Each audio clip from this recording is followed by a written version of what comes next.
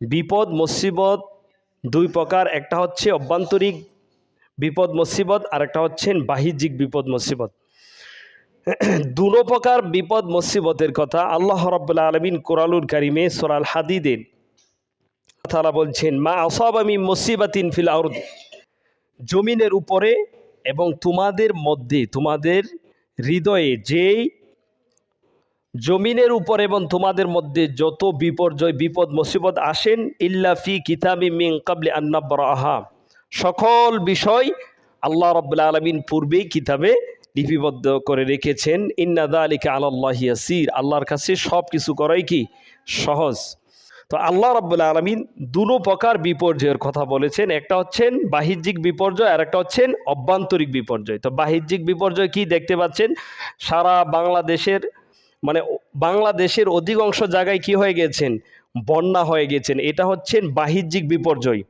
ক্ষেতকামারি নষ্ট হয়ে যাওয়া, তারপরে গরু ছাগল মারা যাওয়া, এগুলি হচ্ছেন বাহ্যিক বিপর্যয়। আর অভ্যন্তরিক হচ্ছেন দুশ্চিন্তা, পেরেশানি, অভাব, অনটন, এগুলো হচ্ছে মানুষের অভ্যন্তরিক বিপর্যয়। আল্লাহ দুটো প্রকার বিপর্যয়ের কথা বলেছেন।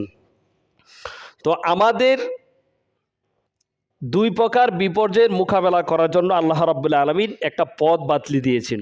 তো দুর্যোগ, বিপদ মুসিবতও দুই প্রকার আর দুর্যোগও দুই প্রকার। একটা হচ্ছেন ভয় আর একটা হচ্ছেন বিষণ্ণতা।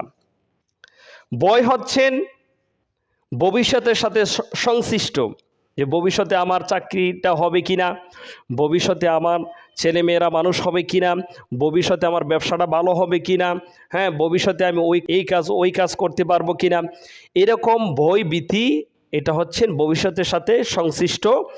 আর হচ্ছে বিষণ্ণতা, যেটা অতীতের সাথে সংশ্লিষ্ট, যে অতীতে আপনার ব্যবসায় লস হয়েছে, আপনি ক্ষতিগ্রস্ত হয়ে গিয়েছেন, বা আপনার আত্মীয় স্বজন বিবি বাচ্চা কেউ মারা গিয়েছেন, এইগুলি যখন আমাদের স্মরণ হয় তখন আমরা বিষণ্ণতায় ভুগি, দুঃখ পাই, বিষণ্ণতায় ভুগি। তো আল্লাহ তাআলা দুটোটারই কথা বলে দিয়েছেন। তাহলে আল্লাহ রাব্বুল আলামিন পৃথিবীর সমস্ত মানুষের উপরে দুইটা বোঝা চাপিয়ে দিয়েছেন, একটা হচ্ছেন ভয় আর একটা হচ্ছেন দুঃখ, বিষণ্ণতা।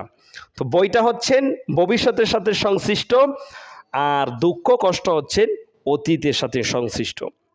এখন কেউ তো মনে করতে পারে যে দুঃখ কষ্ট মুমিনের তো থাকতে পারে না। হ্যাঁ, মানুষ হিসাবে আমরা বিপদ মুসিবতে পড়লে আমাদের মনে দুঃখ লাগবে, আমরা বিষণ্ণতায় ভুগি। এমনকি নবী রাসূলগণও বিষণ্ণতায় ভুগতেন। যেমন আমাদের নবী মুহাম্মদ রাসূলুল্লাহ সাল্লাল্লাহু আলাইহি সাল্লাম যখনই হযরতে খাদিজা রাদিয়াল্লাহু তাআলা আনহার কথা স্মরণ করতেন, তখনই তিনি বিষণ্ণতায় ভুগতেন, তিনি কান্না করতেন।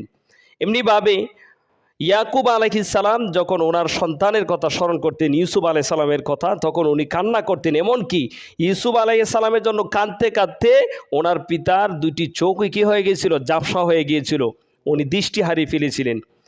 মুসা আলাইহিস সালামের মা মুসা আলাইহিস সালামের জন্য দুশ্চিন্তায় বিষণ্ণতায় ভুগছিলেন, যে হায়রে আমার সন্তানকে সাগরে ভাসিয়ে দিতে হবে, বা এই ফেরাউনের লোকজন আমার সন্তানকে পেয়ে হত্যা করে ফেলে কিনা, এরকম বিষণ্ণতায় ভুগতেন। তাহলে বোঝা যাচ্ছে পৃথিবীতে আল্লাহ যত মানুষ দুনিয়াতে পাঠিয়েছেন, সকল মানুষের উপরে আল্লাহ দুইটি বোঝা চাপিয়ে দিয়েছিলেন, একটা হচ্ছেন বিষণ্ণতা আর একটা হচ্ছেন ভয়। কথা বুঝতে পেরেছেন? আবার দুর্যোগও দুই প্রকার, বিপর্যয় দুই প্রকার, একটা হচ্ছেন অভ্যন্তরিক বিপর্যয় আর একটা হচ্ছেন বাহ্যিক বিপর্যয়। অভ্যন্তরিক হচ্ছেন দুশ্চিন্তা, পেরেশান, হ্যাঁ, চাওয়া পাওয়া, অভাব অনটন, এগুলি হচ্ছেন অভ্যন্তরিক বিষয়। আর বাহ্যিক হচ্ছেন ক্ষেতকামারের ফসল নষ্ট হয়ে যায়, ব্যবসা বাণিজ্যে লস হয়ে যাওয়া, হ্যাঁ, এগুলি হচ্ছেন বাহ্যিক বিপর্যয়।